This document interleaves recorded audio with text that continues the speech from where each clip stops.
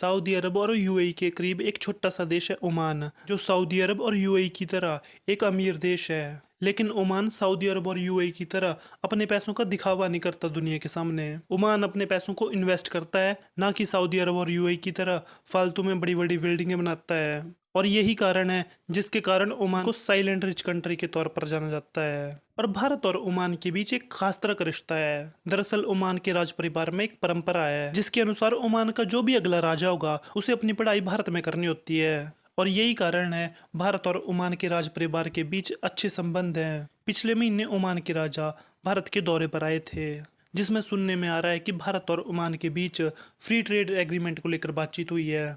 और अब खबर आ रही है कि भारत के प्रधानमंत्री जल्दी ओमान के दौरे पर जाएंगे, जहां भारत और ओमान के बीच एफटीए साइन होगा।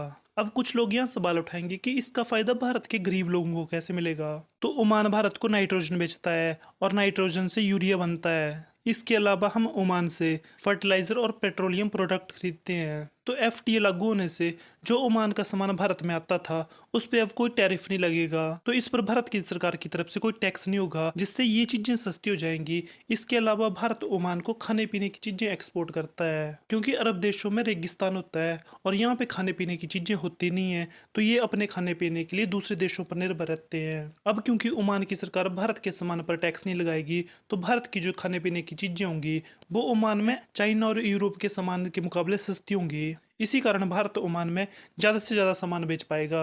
इसके अलावा भारत चाहता है कि ओमान भारत पर पूरी तरह डिपेंड हो जाए, और इसका कारण है ओमान की लोकेशन। दुनिया का 40% कच्चा तेल ओमान के पास से होकर गुजरता है। यूएई, इराक और ईरान, इन तीनों जगहों से जो भी नेचुरल प्रोडक्ट निकलते हैं वो ओमान के पास के रास्ते से होकर गुजरते हैं। और सऊदी अरब का 30 से 40% तेल इसी रास्ते से होकर जाता है। तो भारत चाहता है कि ओमान में उसका एक सैन्य बेस हो, और जो सबसे ताकतवर चीज भारत के पास आ जाएगी ओमान में सैन्य अड्डा होने से। ओमान से पाकिस्तान के ग्वादर पोस्ट की दूरी देखिए। अगर भारत को ओमान में सैन्य अड्डा मिलता है तो दुनिया में कच्चे तेल की सप्लाई चेन और पाकिस्तान की गर्दन दोनों भारत के हाथ में होंगी। बाकी तो आगे आने वाले टाइम में क्या होगा ये तो समय बताएगा। आई होप आपको वीडियो अच्छी लगी होगी। वीडियो देखने के लिए धन्यवाद।